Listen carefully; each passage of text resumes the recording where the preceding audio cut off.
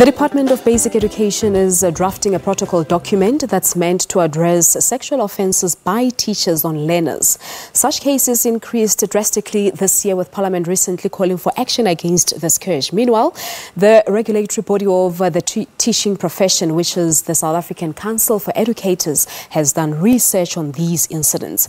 Talking to us now from our studios in Pretoria is the spokesperson of the council, Themba Ndhlovu. Babu Ndhlovu, good morning to you and thank you so much for coming through. Good morning and thanks for having us on the show this morning. Thank you so much indeed. Let's start with what the Basic Department is currently busy with, the drafting of this protocol document. What's your take on this document as the council? We're working collaboratively with the Department of Basic Education on the document. It is our intention that both ourselves and the department will need to deal with the question of addressing this scourge and dealing with the people who are perpetrating these kinds of activities. So we are working collaboratively. We have had meetings with the department where we're trying to look at best ways in which collectively we can address this matter, which is a worrying factor to council, actually, the issue of the few teachers that are still perpetrating sexual abuse against our learners. Yeah, but are you able to talk to us about the suggestions or perhaps your inputs as the councils that you have put forward on this protocol document? Are you able to share those with us?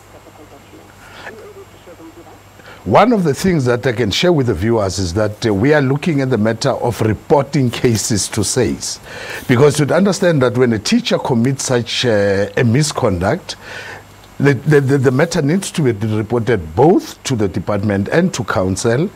And as part of our act, it is very clear that when the department has concluded its case, it has to report that to SABC. So basically what we're looking at, both ourselves and the department, is how best we align the matter of reporting cases so that as council we are able also to deal with those teachers that are perpetuating such activities against our learners. So we are making a contribution actually into the document to say how can provincial departments of education who are employers of teachers can best report these matters to SABC as the Act demands of them to do so. But what's the current state of affairs? Are these cases not being reported to the council? Because I was reading that from April this year, the council has received a total of 20 cases.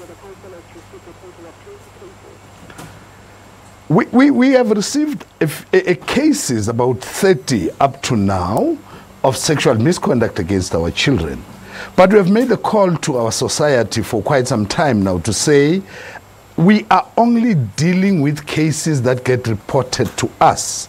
But we are also fully aware that these things are happening. However, these things are being done by a few of teachers because the majority of our teachers are committed and dedicated to educating our children. But we cannot be able to root out this scourge unless those issues that are happening in our schools get reported to us and we are able to deal with them decisively. We are making a call to our principals, making a call to our society that when they get aware of these instances, they need to report them immediately so that as council, we are able to deal decisively with these kinds of people. Yeah, but I think you would agree with me that as much as it's just a few of the teachers who are doing this horrible thing, the fact that it's being done, it is devastating on its own. Let's look at what happened in the Northern Cape earlier this year, where 30 pupils were impregnated by teachers in one school. So this is indeed worrying. Talk to us about your investigations as the council. What is happening here? In actual fact, we have visited that school in the Northern Cape.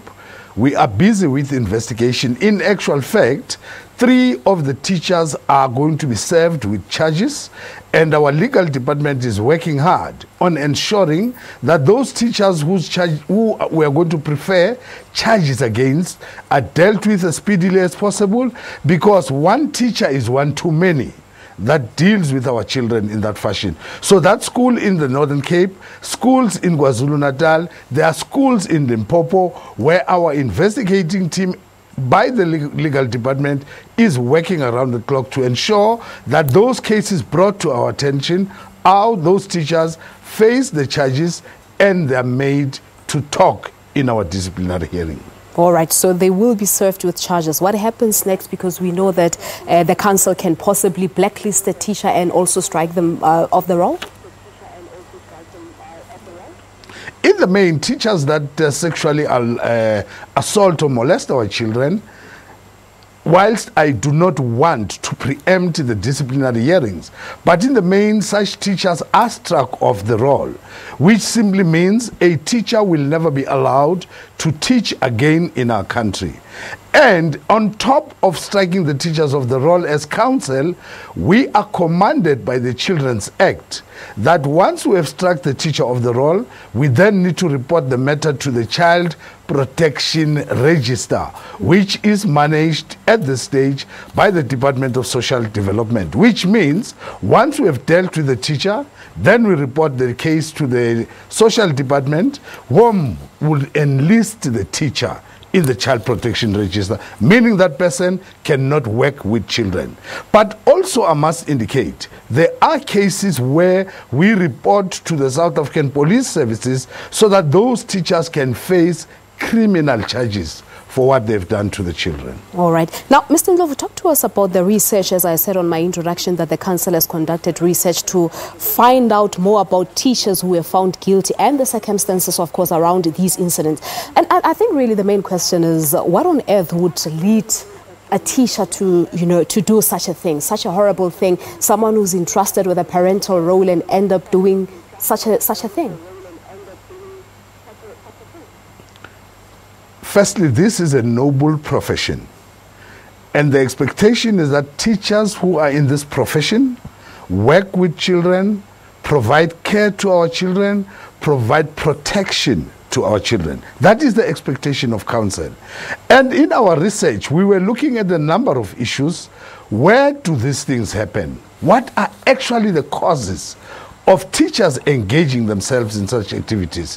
One of the things that we can indicate as part of our findings in the research is that these things happen mainly in schools, in our staff rooms, after school in particular, where children are called into staff rooms by those teachers and they are sexually molested. We have also picked up in our research that some of the ills of society are contributing to these matters. The question of the socio-economic situation, yes, where children are promised heaven and earth, where also the patriarchal nature of society, where in terms of rural areas, it is still a belief that teachers or children must be involved with teachers so that they are supported in one way or the other. All right, those were some of the findings in our research. And in particular, as we are saying, we have come up with some recommendations. One such recommendation is that as council, we must establish actually a line, a toll-free line, where children, parents and society can be able to report such cases to us. All right. We are working hard on establishing that toll-free line because we believe the few teachers who are doing these things are actually destroying the future of our nation. Ntate Ndhlovu, will leave it at that. Thank you so much indeed for coming through. Themba Ndhlovu, the spokesperson for the Council on Educators, talking to us about the state of affairs, of course, and the protocol document that the Department of Basic Education is busy drafting. We're taking a break here on Morning Live. There's still so much more to come. Stay tuned.